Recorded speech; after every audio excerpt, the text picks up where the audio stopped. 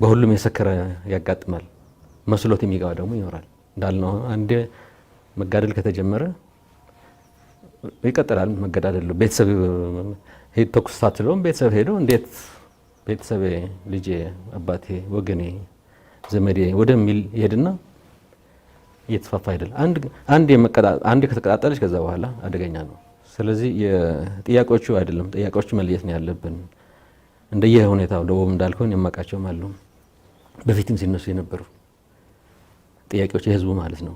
መተዳደርም አስተዳደርም ሊሆን ይችላል።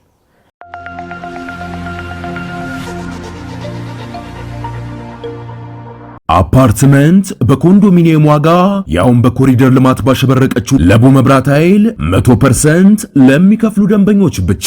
ስቱዲዮ 57 ካሬ አጠቃላይ ዋጋው 5.1 ሚሊዮን የነበረውን 100% ሲከፍሉ 3.9 ሚሊዮን ብር። ባለ አንድ መኝታ 77 ካሬ አጠቃላይ ዋጋው 6.4 ሚሊዮን የነበረውን 100% ሲከፍሉ 4.8 ሚሊዮን ብር። ባለ ሁለት መኝታ 116 ካሬ አጠቃላይ ዋጋው 9.6 ሚሊዮን የነበረውን 100% ሲከፍሉ 7.1 ሚሊዮን ብር። ባለ 3 መኝታ 137 ካሬ አጠቃላይ ዋጋው 11.4 ሚሊዮን የነበረውን 100% ሲከፍሉ በ8.4 ሚሊዮን ብር። እንዲሁም ባለ 4 መኝታ 191 ካሬ አጠቃላይ ዋጋው 15.8 ሚሊዮን የነበረውን 100% ሲከፍሉ በ11.8 ሚሊዮን ብር ያገኛሉ።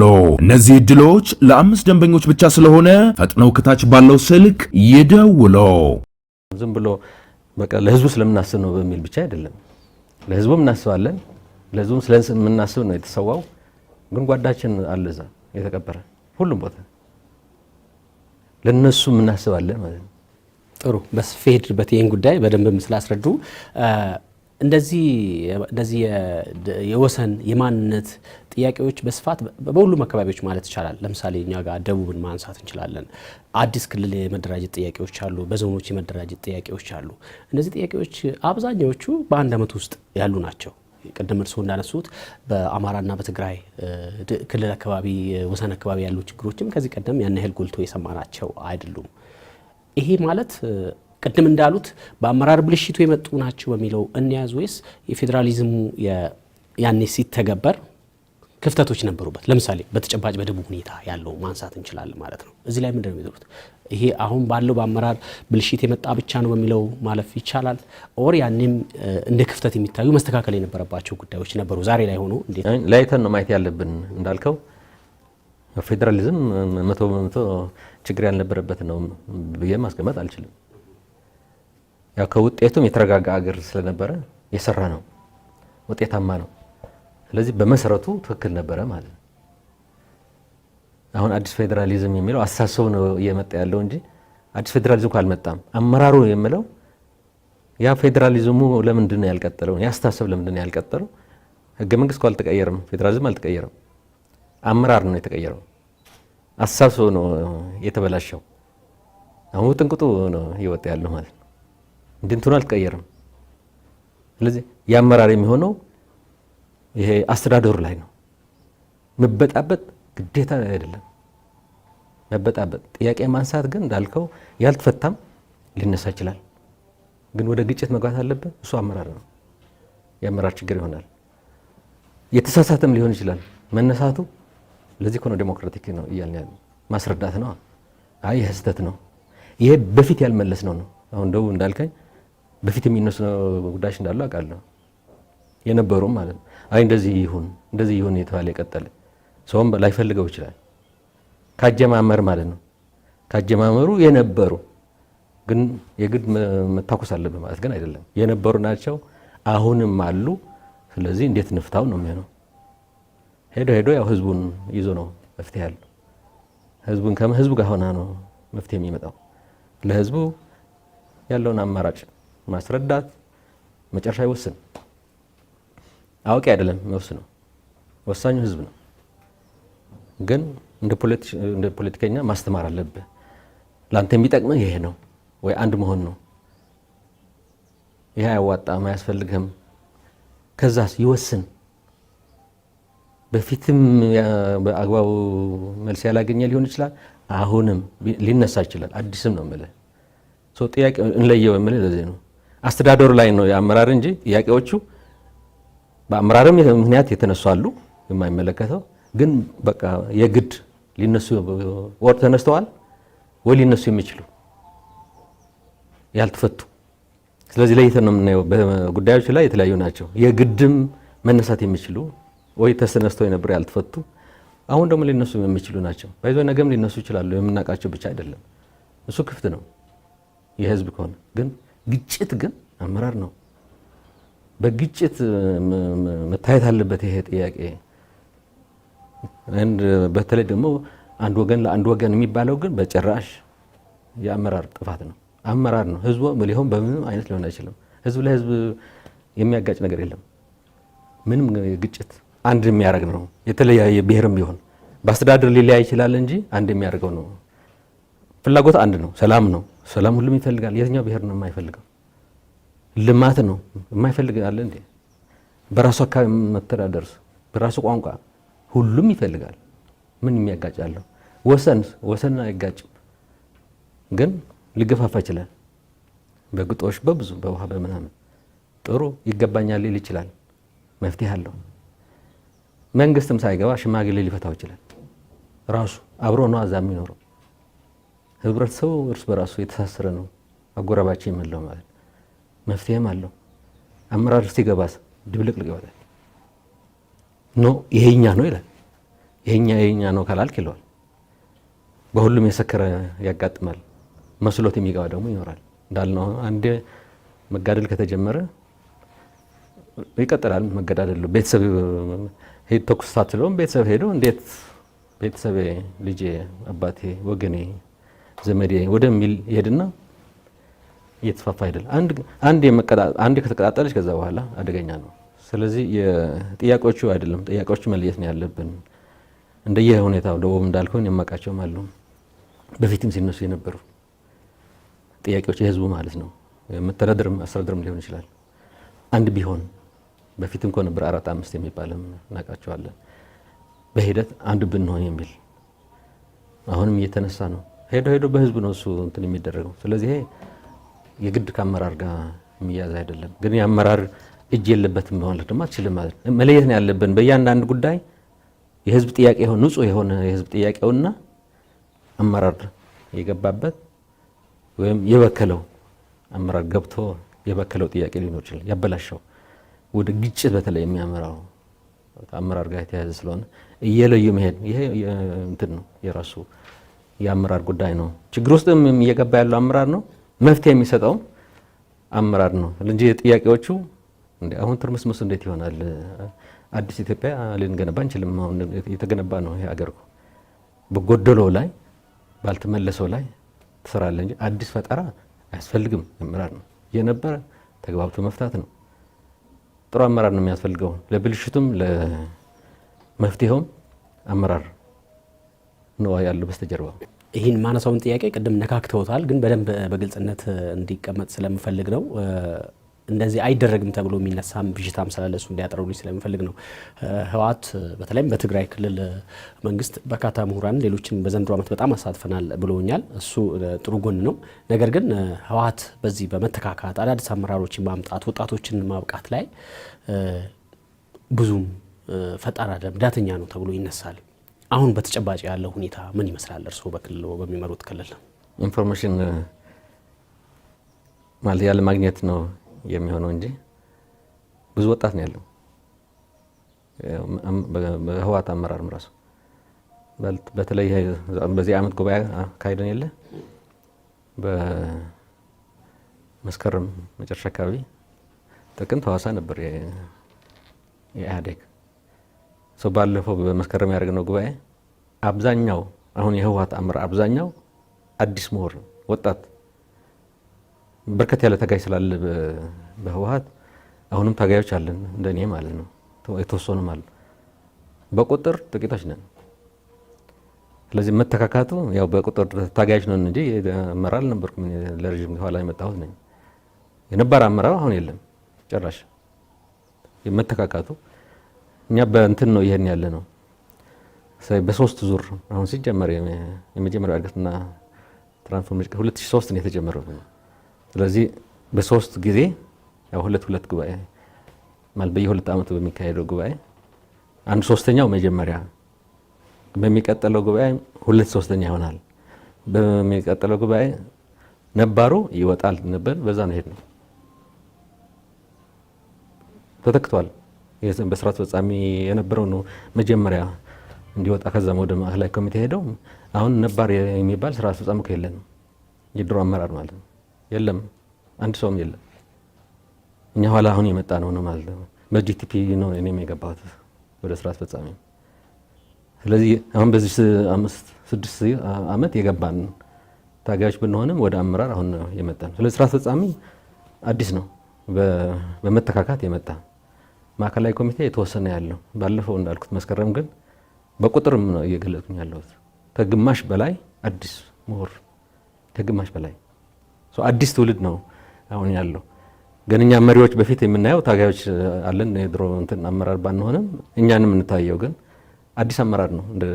እንደ ድርጅቱም ራሱ የወጣት ነው ድርጅት። ዝም ብለን ስናየው ህወሓት 90% 95% ማለት ይቻላል አዲስ ስንል ከትግል በኋላ ከትጥቅ ትግሉ በኋላ የገባ ማለት ተቀይሯል ድርጅት እንደ ድርጅት። አመራር ደግሞ ለመጀመሪያ ጊዜ አብዛኛው አዲስ ትውልድ። ስለዚህ የኛ ግን በፕሮግራም ነው እየሰራ ያለው። አሁን አንዳንድ ባለፈው አሁን ጉባኤዎች የተካሄዱት በሌሎች ድርጅቶች በሙሉ ጠርገው ማስወጣት ነው። የመተካከት አይባልም፣ ጠረጋ ነው።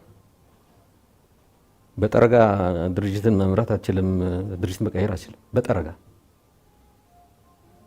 ትግል ላይ የነበረ ወይ በትግል ላይ ንክክ የነበረው በሙሉ ዘረኛ ልል ነው አንችልም እንጂ ከፖለቲካ አንጻር ችግር ያለው ነው። በጣም የተዛባ መተካከት አይባልም፣ መጥረግ ነው። ስለዚህ እኛ በጠረጋ እናምንም። ምክንያቱም ይሄ መዓት ሰው መስዋዕት የተከፈለበት ነው። በስነ ስርዓት ያው እኛ የውጭ ሀገር ልምዶችም እናውቃለን። ዝም ብሎ ጠረጋ አይደለም እንዳልነው በየእንትኑ ልምድም ቅብብሎሽ ያው ቅብብሎሽ የዱላ ቅብብሎሽ የምንለው የዱላ ቅብብሎሽ ነው ትክክለኛው። እኔ ተሰጣለሁ እየተቀባበል ማለት ነበር የሚባል የሌለው አዲስ አንተ ብቻ ሌላ እየተቀባበለ የማይሄድበት ካርግ ነው። አንዱ የአመራር ችግር የምንለው አሁን የቅርብ ነው ይሄ ጉዳይ። ግን በአመራር ላይ አንዱ አካሄድ ላይ ያለው ችግርም ይሄ ነው። ድርጅት ማፍረስ ማለት ነው። እኛም ነባር ታጋዮች እያለን ነባር አመራሩ የነበረው እንዳልኩት 1/3 እየተባለ ነው የወጣው። በሙሉ ምን ችግር እንደሚፈጠር ማንም ሊተነብይ አይችልም። ስለዚህ የተረጋጋ ሽግግር ነው የሚያስፈልገው። የተረጋጋ የፈለገ ይሁን አይደለም። ወኛ ወጣቶች ስላለን አስረክብ አዲስ ጉልበት አለን በሚል አይደለም። ቅቡብሎሽስ ቅድም ታነሳው ነበር። የትናንትናው ሳትይዝ የዛሬው ሳትይዝ የነገ የሚባል የለም። አሁን መቁረጥ ነው፣ መጥረግ ነው ይሆን ያለ ዲስኮኔክት ጠቅላላ ማለቀቅ። ይሄን እንደዚህ ልታርገው አይገባም። ሌላውም ድርጅትም እንደዛ ማለት ጠረጋ በሌሎች ነገሮችም እያየን ያለ ነው። ስለዚህ እሱ የአመራሩ ችግር አንዱ ይሄ በዚህ ታይቷል። ቅብብሎሽ በጥንቃቄ ድርጅት ስለሆነ ዝም ብሎ ቤት አፍርሰህ መገንባት ሊሆን አይችልም። ቤት እኮ እዛው እድሳት ማደስ የቻልክ ለምን ታፈርሰዋለህ? አዲስ እንዲባል ይህን ማውደም አለብኝ። አዳራሹ ይህን ማስተካከል የቻልኩኝ የጎደለው ቦታ ላይ የጎደለው ቦታ በዚህ አሁን ጣራው ይሄ ነው ብዬ ማስተካከል እችላለሁ። ማፍረስ ግን የለብኝም። በግልባጩ ነው ያለው ማለት ነው ችግሩ መተካካቱ ላይ። የኛ ኦርደር አሁንም አለን። በቀጣይ የኛ አካሄድ እንደዚሁ እየተተካካን ነው የምንሄደው። የመቀመጥ እንትን የለንም፣ ግን በደንብ አያይዘን። አሁን አብዛኞቹ አዲሶች ናቸው። ዝም ብላችሁ ምሩ ብትላቸው አይመሩም። ልግለጽልህ፣ የት ያውቁታል? የድርጅት አመራር ወንበር ስለያዝክ ብቁ ነኝ ማለት አልችልም። አብዛኞቹ በጣም ጎዞች ናቸው፣ ወጣቶች ምሁራን ናቸው። አብዛኞቹ ፒኤችዲ ዶክተሮችም ናቸው። ልምዱስ አይፈልግም። ፖለቲካው ዝም ብሎ ወንበር መቀመጥ መናገር አይደለም፣ ራሱ ጥበብ ነው። አመራር የአካዳሚክ ዲግሪ ስላለ ሁለተኛ ሶስተኛ እሱ ለሙያ ነው። ህብረተሰብ ለማስተዳደር ፖለቲካ ለመምራት ማዕት ፈተና ለማለፍ አትችልም። ስለዚህ እሷ በስነ ስርዓት በህወሓት እየተካሄደ በፕሮግራም ከፕሮግራም ውጭ አልወጣ ነው፣ በነደፍ ነው። እንቆይ እና ቀዝቅዝ የሚሉን በውስጣችን ነበሩ። አሁን ያነሳው ብዙም የለም በሚል ነው እና ቀዝቅዝም የሚል ነው ያልነው። ባወጣናት ፕሮግራም እንሄድ። ዘንድሮ ግን በጣም ነው የተሳካልን። አሁን የለውጡን የአንድ ዓመቱን ሂደት አየን፣ የነበሩ ችግሮችንም አንስተናል። በቀጣይ ይሄ ለውጥ በምን መልኩ ቢቀጥል መጻኢቷ ኢትዮጵያ ምን ብትሆን ይመኛሉ? እኔ የምልህ መልሱ እኮ አለ በእጃችን ነው ያለው ያልኩት። መልሱ ስንሰራው የቆየ ነው። አሁን አዲስ ፈጠራ ለኢትዮጵያ አያስፈልግም። ምርምር ላቦራቶሪ አይደለም። ይሄ ሀገር ተሞክሯል። ህገ መንግስታችን መሪው እሱ ነው። ፌዴራል ስርዓታችን አስጠብቀን መቀጠል። መሸራረፉ ነው እየጎዳን ያለው። አመራሩም እያለው ሄዶ ወደ አመራር ነው የሚሄደው። ይህን ህገ መንግስት ይህን ፌዴራል ስርዓት በአግባቡ ካልያዝ ነው ልንበተን ነው። ገና ነው እኮ አደጋ። አሁንም በአደጋ ላይ ነን፣ ቋፍ ላይ ነን ያለን። ስለዚህ ያው እኔም እንዳልከው እንደ ፖለቲከኛ እንደ ትግራይ ብቻ ሳይሆን እንደ ሀገርም ኃላፊነት አለብኝ። ሀገራችን አደጋ ውስጥ ልትገባ የምትችለው የህገ መንግስት መንካት ከተጀመረ ነው። ህገ መንግስት መንካት የሚችለው ደግሞ ህዝብ ብቻ ነው። ማንም ፖለቲከኛ ነኝ ብሎ መነካካት ከጀመረ ነገር ተበላሽቷል ማለት። ስለዚህ ቀይ መስመር አለ። ህገ መንግስት፣ ፌዴራል ስርዓት በዛ ውስጥ ሆኖ ግን ማሻሻል ማረጋጋት አለብን ማለት ነው። አሁን በነዛ ነው ጥያቄ የተነሳ ያለው። እነዚህማ በትግል የመጡ ውጤቶች ናቸው። ውጤቶችን አስጠብቀ ማሻሻል እንጂ ማፍረስ ከሆነ ነገር ተበላሽቷል። ስለዚህ ሁሉም አመራር ኢህአዴግ ብቻ አይደለም ሀሳብ፣ ለሁሉም ህዝቡም ቢሆን ይሄ ነው ዋስትናው። የሀገራችን ዋስትና ይህን ይዞ በአግባቡ መምራት ካልቻልንስ ለሚመራ መስጠት። ችግሩ እኛ ጋር ያለ ህገ መንግስት ካልነካ ነው። ችግሩ አመራር ላይ ያለ ፌዴራሊዝም ካልፈረሰ ከሆነ ወደ ከፋ ቀውስ ውስጥ ነን ያለ ነው። ወደ ከፋ ቀውስ ከዛ የመበተን እድልም ከፍተኛ ነው። መምራት እየተቻለ አይደለም በአግባቡ። ስለዚህ ይሄ ጉዳት እስካሁንም እኛ የምንለው ህዝቡ ነው ይሄን ሀገር አሁንም ያስጠበቀው፣ መንግስት አይደለም፣ አመራሩም አይደለም፣ ህዝቡ ነው። እኛ ጋር የምትሆን ህዝቡ ነው። ትግራይም ቢሆን እኛ ጠንካሮች ስለሆን እንደዚህ ስላደረግነው አይደለም ቀጥ ያለው። ህዝቡ ህገ መንግስት ይፈልጋል፣ ፌዴራል ስርዓቱ እንዲጠበቅ ይፈልጋል። ስለዚህ በብጥበጣው እጁ ማስገባት አይፈልግም። ልክ እንደ ህዝቡ እኛም መሆን አለብን ማለት ሁሉም። ከዛስ የጎደለ መሙላት ነው። የጎደሉ ደግሞ ቅድም ገልጫለሁ። አፓርትመንት በኮንዶሚኒየም ዋጋ ያውን በኮሪደር ልማት ባሸበረቀችው ለቡ መብራት ኃይል 100% ለሚከፍሉ ደንበኞች ብቻ። ስቱዲዮ 57 ካሬ አጠቃላይ ዋጋው 5.1 ሚሊዮን የነበረውን 100% ሲከፍሉ 3.9 ሚሊዮን ብር። ባለ አንድ መኝታ 77 ካሬ አጠቃላይ ዋጋው 6.4 ሚሊዮን የነበረውን 100% ሲከፍሉ 4.8 ሚሊዮን ብር። ባለ ሁለት መኝታ 116 ካሬ አጠቃላይ ዋጋው 9.6 ሚሊዮን የነበረውን 100% ሲከፍሉ 7.1 ሚሊዮን ብር። ባለ 3 መኝታ 137 ካሬ አጠቃላይ ዋጋው 11.4 ሚሊዮን የነበረውን 100% ሲከፍሉ በ8.4 ሚሊዮን ብር። እንዲሁም ባለ 4 መኝታ 191 ካሬ አጠቃላይ ዋጋው 15.8 ሚሊዮን የነበረውን 100% ሲከፍሉ በ11.8 ሚሊዮን ብር ያገኛሉ። እነዚህ እድሎች ለአምስት ደንበኞች ብቻ ስለሆነ ፈጥነው ከታች ባለው ስልክ ይደውሉ። የተገመገማሉ። እኛ እኮ የተገመገሙ ገና መፍትሄ ያልሰጠናቸው ነው የምንለው። እንደ ኢህአዴግ የገመገምነው ብዙ ነው። እንደ ኢህአዴግ ሆነን ማለት ነው። እንደ ህወሓትም የገመገምነው ብዙ ነው። እኛ እሱን ነው አሁን ለመፍታት ጥረት አጀንዳዎች አሉን። ስለዚህ የሰከነ አመራር በጣም ያስፈልጋል። ተረጋግቶ ነገሮችን ማየት እንደ ኢህአዴጎች ደግሞ አለን እኛ መነሻ እሱን ይዘን እንደለመድ ነው እየተወያየህ ማለት ነው። ሁሉም አጀንዳ ማለት ሁሉም ስልት ዋናዎቹ መወሰን ያለባቸው በአመራሩ የምላቸው ጉዳዮች አሉ። እየተወያዩ የተከራከርክ የተጨቃጨቅ መጨረሻም ካልተስማማ በድምጽም ያስወሰንክ ወደ ተለመደ አካሄዱ ይሄ ተቋማዊ አካሄድ ማለት ነው። ተቋማዊ አካሄዱ ካልተጠበቀ አሁንም አገራችን በአስተማማኝ ሁኔታ ልትመራ አትችልም። ትግራይ አሁን ዛሬ በተጨባጭ ሁኔታ ከውጭ ሆነን ሌላ ጋር ሆኖ ስለ ትግራይ የሚሰማውና ስለ ትግራይ የሚባለው በጣም የተለያየ ነገር ነው። አንዱ የሚባለው ትግራይ ውስጥ የሀሳብ ልዩነቶች ብዙም ኢንተርቴን አይደረጉም የሚል ነው። ሁለተኛ ትግራይ ውስጥ ነባራዊ ሁኔታውና ውጭ ያለው የተለያየ ነው። እኔ እንኳን ከመጣሁበት ጊዜ ጀምሮ ማየው ነገር ስላለ ማለት ነው። ስለዚህ አሁን ያለው ትግራይ ላይ ያለው ተጨባጭ ሁኔታ ምንድን ነው የሚመስለው? ለሌሎች ግልጽኝነት እንድፈጠር ስለምፈልግ ነው። አንዳንዱ ትግራይ ሊሄድ ነው ብሎ አንድ ሰው ሲያወራ እንዴት ትግራይ ትሄዳለህ አይነት በሰዎች አእምሮ የተሳሉ ነገሮች ስላሉ ማለት ነው። ስለዚህ በትግራይ ውስጥ ያለው ተጨባጭ ሁኔታ ምንድነው? ሰዎች ሀሳባቸውን በነጻነት ማራመድ ማካሄድ የሚችሉበት ነው? ነባራዊ ሁኔታው ምንድነው? ስተርሶ ይግለጹ። ነባራዊ ሁኔታ መጀመሪያ ያለብን አሁን ከሰላም ነው። ሰላም ሲኖር ነው ስለ ሀሳብ ፍጭት፣ ውይይት መናገር የምንችለው። ስለዚህ ትግራይ ኢንፋክት የሚፈልግበት አንዱ አሁን ይሄ ነው።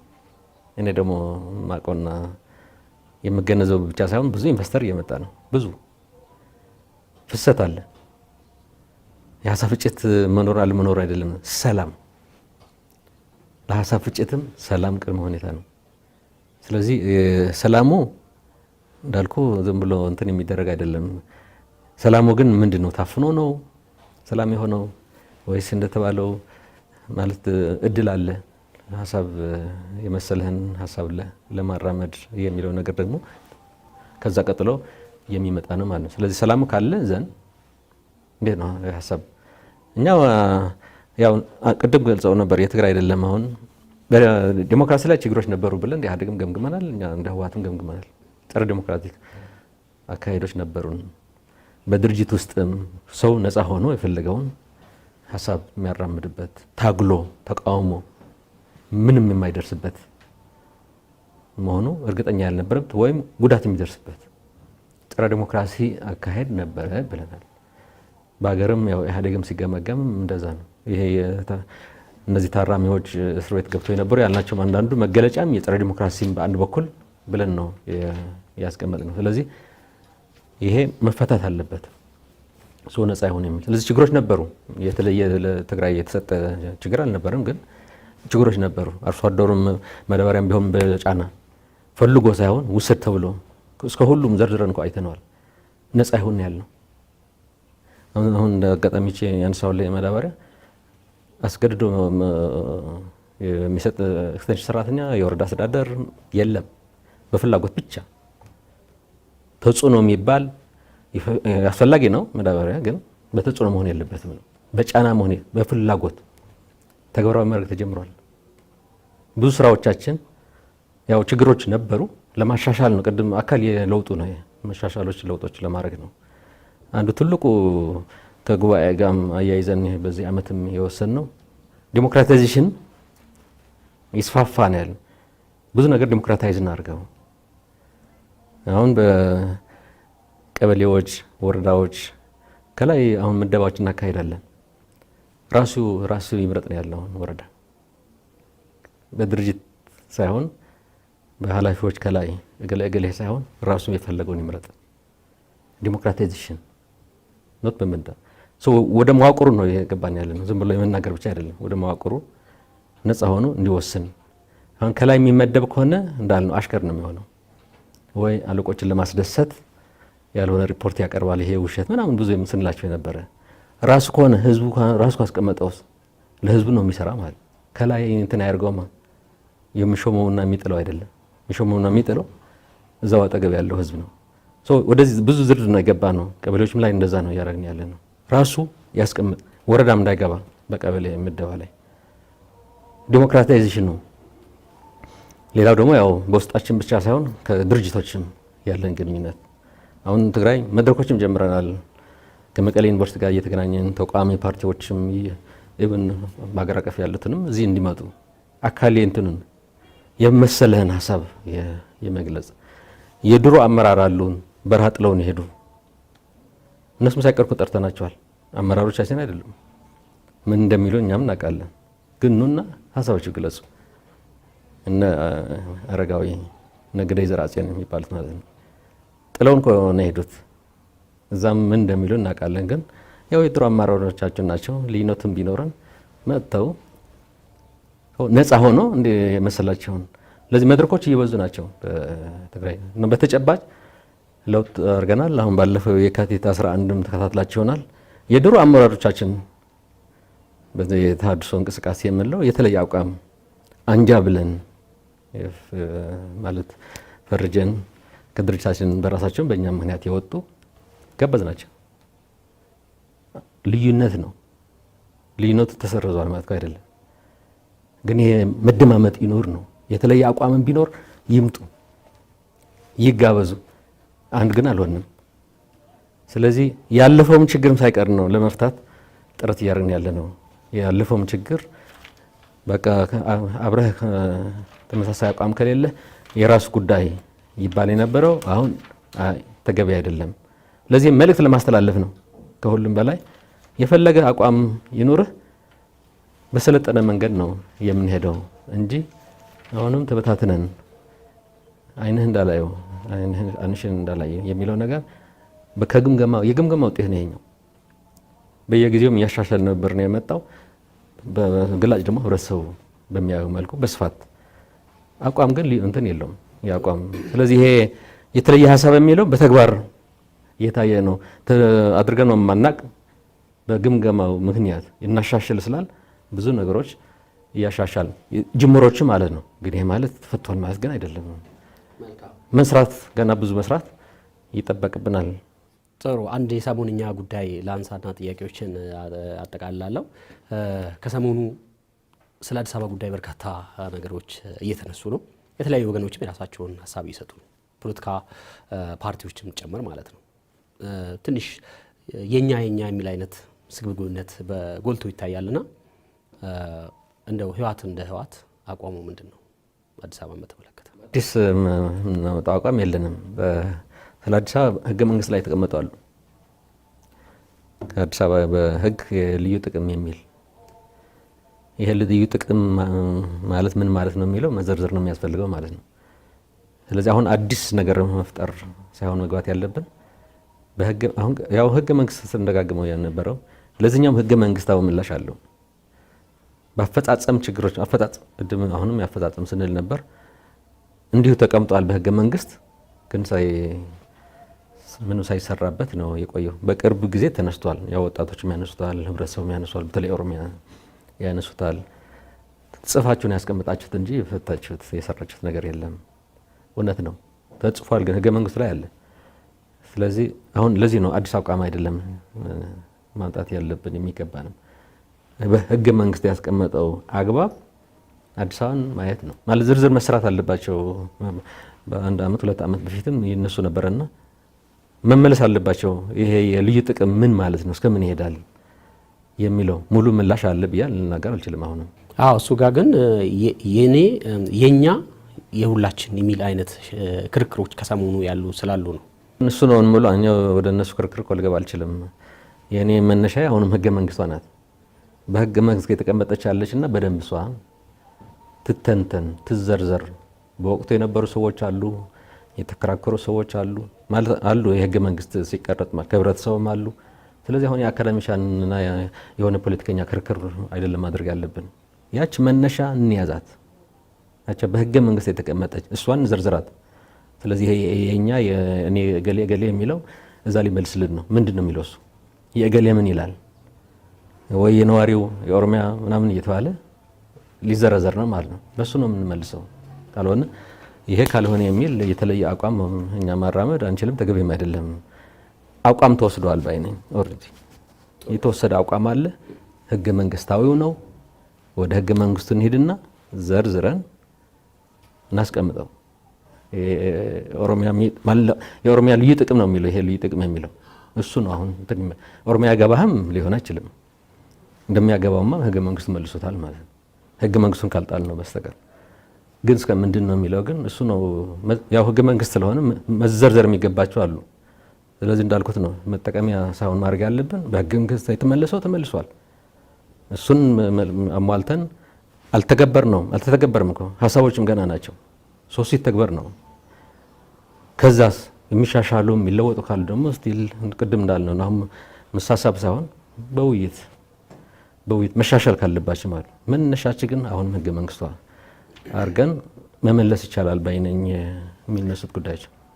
ጥሩ ዶክተር፣ ጥያቄን የመጨረሻ ላረግ ነው። የመጨረሻ ሳረግን ወደ ግል ህይወቱ ማለት ወደ ግል ባህሪው ልመጣ ነው። በብዛት ከርቀት ስታዩ ኮስታራ፣ ቁጡ አይነት ሰው ነው የሚመስሉት። በእርግጥ ባህሪው እንደዚህ ነው? የግል ባህሪው እስቲ ንገሩኝ። የግል ባህሪ ቁጡ አይደለም። ኮስታራ ፊት ኮስተር ካለ አላውቅም እንጂ በባህሪ ማለት እንዲሁ በየመንገዱ እንትን የማድረግ ነኝ ማደም አይደለም። ስራዬን በስራዬ ላይ አትኩሬ የምሰራ ግን እንዳልነው ነው የኔ ዓላማ ያው ህዝብ ነው። ህዝብ አጀንዳ ሌላ የለኝም። ህዝቡ የሚጠቀምበትን ህዝቡን ለመጥቀምም ስታገልም ለዛ ነው። ለነገሩ ለመስዋዕት ነው የሄድኩት፣ አስተዳዳሪ ለመሆንም አይደለም። ለህዝቡ ተብሎ መስዋዕት መከፈል ስለሚገባው ይሄ ቅድም ስንለው የነበረ ጭቆና ለህዝቡ ስል እኔም ያው ጭቆናው ስላለኝ ግን እኔ አስተዳዳሪ ልሆን እችላለሁ ወይ ከደርግ ሲደመሰስ እስከሚደመሰስም እቆያለሁ ሲደመሰስም አይቼ የሚል እንትንም አልነበረኝም። ዋናው ለህዝብ ለህብረተሰብ ብሎ መስዋዕት መክፈል እሱ ነው መነሻ። አሁንም ቢሆን ማለት ነው መስዋዕት ካስፈልግ አለው ማለት ነው። ተኩስ ባይኖርም ወደ ተኩስ እንገባለን፣ ባይኖርም በዛ ነው የመጣሁት ማለት ነው። ስለዚህ ለህብረተሰብ ነው ሌላ እንትን የለኝም። ስለዚህ አትኩሮ መስራት ካልሆነ ኦፍኮርስ የግል ባህሪ ራሱ ሰው ሊኖረው ይችላል። የኔ ባህሪ ግን አልቆጣም ማለት አይደለም፣ ግን ቁጣ አይደለም እንደ ባህሪ ማለት ነው አይደለም። ኢንፋክት ረጋ ብዬ ነው ብዙ ነገሮች የማየው፣ አልቸኩልም በእንትኑ ማለት ነው። መቆጣት ግን ሊኖር ይችላል አልፎ አልፎ ማለት ነው። እንደ ባህሪ ሊወሰድ አይችልም። ስለዚህ ዋናው ግን የግል አይደለም። ከግል ጋር የተያዘ ምንም ነገር አይኖረኝም። የግል የሚባልም ህይወት ትርጉም ስለማይሰጠኝ ለኔ ማለት ነው። ሰው እንትን ላይ ገባው ይችላል ብዙ እኛ ለህብረተሰብ ታጋጅ፣ ሌላውም እንደዛ አይደለም አትሄድም። በግሌ ግን የኔ ህይወት የህብረተሰቡ ህይወት ነው። ይህን ጥያቄ ለነገሩ ያነሱት ሰዎች ሲቀርቧቸውና ከርቀት ሲያዩአቸው የተለያየ አይነት መልእክትም ስለሚሰጥ ነው። እኔም በአካል ካገኘሁት በኋላ መጀመሪያ የነበረኝ አስተሳሰብና አሁን ያለኝ አንድ አይደለም እና ለዛ ነው ይህን ያነሳሁት። በነበረን ቆይታ በጣም በርካታ ጉዳዮችን አንስተናል።